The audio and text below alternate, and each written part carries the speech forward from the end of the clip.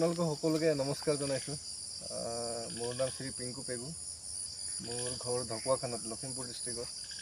যিহেতু ছাৰে আপোনালোকৰ স্কুলত লগ পাইছিলোঁ সেইদিনাখন, তো মই আপোনাৰ কথা আগৰ পৰাই শুনি আছিলোঁ এনেকৈ বছৰে বছৰে প্ৰত্যেক সপ্তাহে মানে ভাগৱত পাঠ পঢ়ে বুলি। সেইকাৰণে ময়ো ভাবিলোঁ আজি আপোনালোকৰ অনুষ্ঠানলৈ ময়ো আহিছিলোঁ, এনজয় কৰিব আহিছোঁ একচুৱেলি, মানে ভাল লাগে এইবোৰ কাম কৰি। আৰু আগলৈ এনেকৈ হৈ মানে পাতি থাকিব নিশ্চয়। মনটো মানে অন্তৰখন পবিত্ৰ হৈ থাকিলেতো মানে ভাল হয় আৰু মানে হয়নে নহয় কথাটো। আৰু মই ভাবিলোঁ কি আপোনাৰ ঘৰত গছ এজোপা লগাম বুলি, তাৰপিছত সেইবাবে মহানিম এজোপা আনি দিছোঁ। আপোনাৰ মা আৰু দেউতাৰ স্মৃতিত লগাম। ঠিক আছে। আৰু যিহেতু আপোনাৰ কেম্পাছটো বহুত এটা প্ৰকৃতিৰ বহুত মানে ভাণ্ডাৰ আৰু মানে, যিহেতু ইমান দিন মই বিশ্বনাথ চাৰিআলিত ভেকুলীৰ মাত শুনা নাই, আজি শুনি ভাল লাগিছে। কথা হ'ল মানে কি, এতিয়া জেঠ মাহ হ'ল, নিয়ম মতেতো আৰু কান্দিব লাগিছিলে। বৰষুণটো কম যে। ভেকুলীৰ দ্বাৰাহে বৰষুণ আহে ক'বলৈ গ'লে। ভেকুলী কান্দিলে বৰষুণ আহে, আমাৰ এটা বিশ্বাস আৰু মানে। কিন্তু আজিৰ টাইমত চব প্ৰকৃতি নষ্ট হৈছে, কাৰণ হ'ল গছ নাই। সেইকাৰণে গছ গছনি নথকাৰ ফলত আজি আপোনালোকৰ স্কুল কলেজৰ মানে টাইম টেবুল চেঞ্জ হৈছে, অসুবিধাটো হৈছে। বহুত অসুবিধা হৈছে। উপায় নাই, এতিয়া মানুহে সজাগ নহয়। সেইকাৰণে সকলোৱে আমি সজাগ হ'ব লাগিব, ল'ৰা ছোৱালীকো তেনেকৈ বুজাব। আৰু আপুনি যিহেতু শিক্ষক, তেনেকৈ আপোনাক মই ওলোটাই ক'লে বেয়া হ'ব কথাটো, কিন্তু ভাল লাগিল। আৰু ভৱিষ্যতে মানে আপোনাৰ আদৰ্শবিলাক ৰাইজেও আৰু লওক। আপোনাৰ যিটো কেম্পাছত বঢ়িয়া ভাল এটা পৰিৱেশ দেখা পাইছোঁ।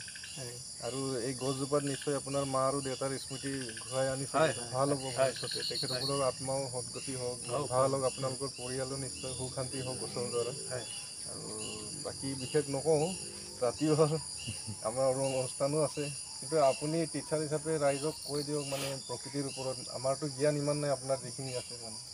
প্ৰকৃতি বুলি কওঁতে আমি প্ৰকৃতিৰ ওপৰতে নিৰ্ভৰ কৰি চলিছোঁ। এই প্ৰকৃতিৰ সৃষ্টি ভগৱানে কৰিছিলে, প্ৰকৃতি সৃষ্টি কৰিছে। প্ৰথম ভগৱান অকলে আছিল, তাৰপিছত প্ৰকৃতি সৃষ্টি কৰিছে। প্ৰকৃতি সৃষ্টি কৰাৰ পিছতহে জীৱৰ আহিছে।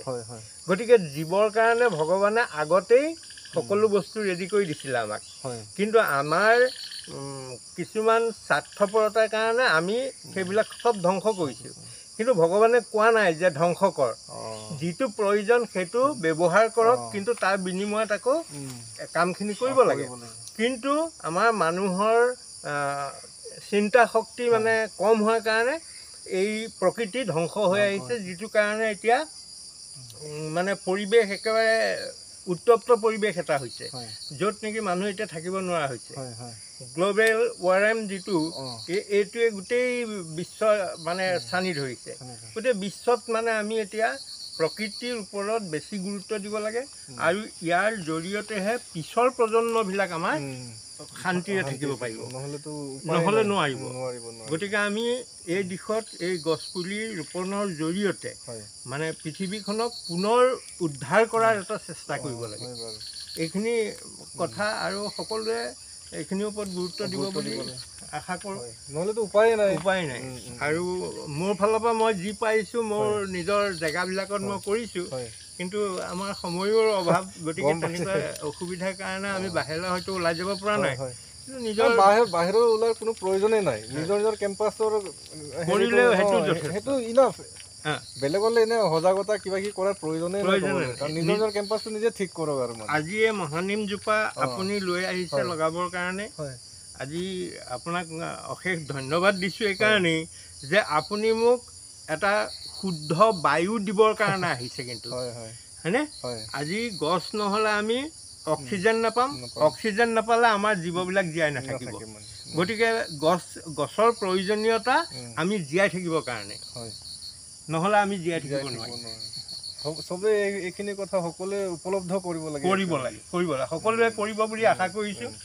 আৰু সকলোৱে যাতে জন্মদিন হওক বা কাৰোবাৰ মা দেউতাৰ স্মৃতিত হওক, আজি মা দেউতাৰ স্মৃতিতে আমি এই পুলিটো লগাইছোঁ।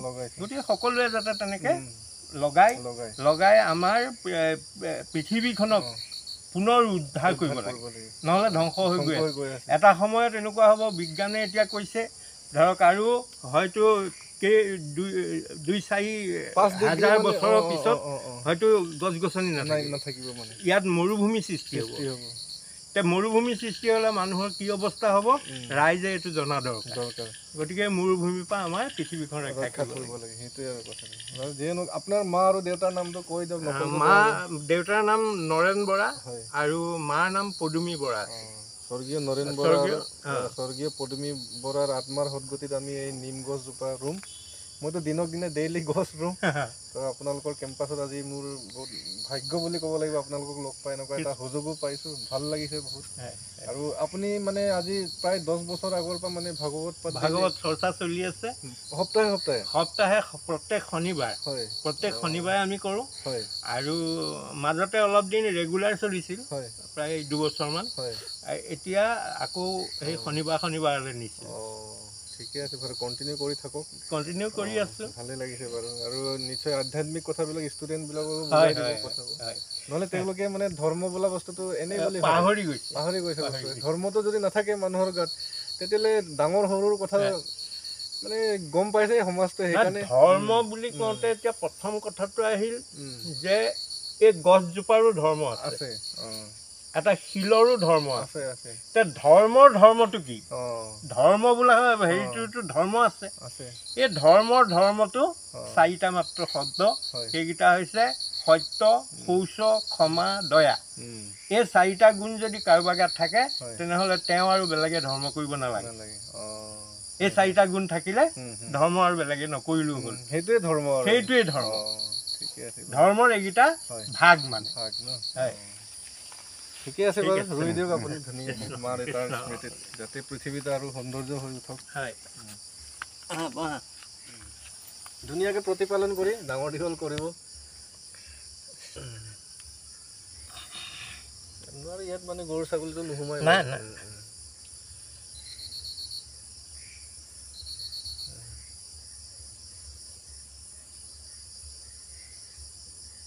এইটো আপোনাৰ মা আৰু দেউতা বুলি ভাবিব লাগিব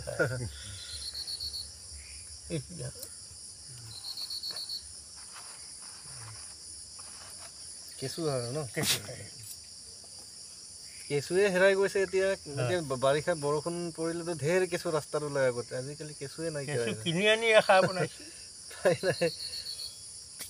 3000 টকা কেজি 3000 কেজি বাৰু কৃষ্ণ ঠিক আছে থেংক ইউ বহুত বহুত ধন্যবাদ আপোনাকো ধন্যবাদ থেংক ইউ ঠিক আছে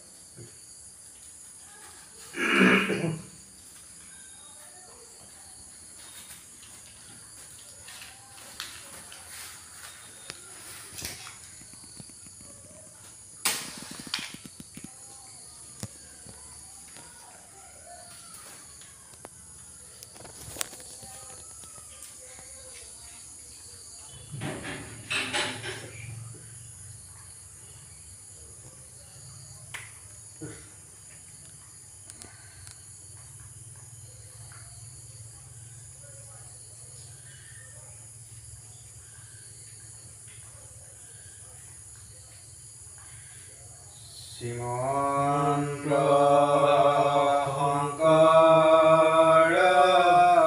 হৰি ভকতৰ জানে নকল্পতৰু তাহান্ত বিনাই নাই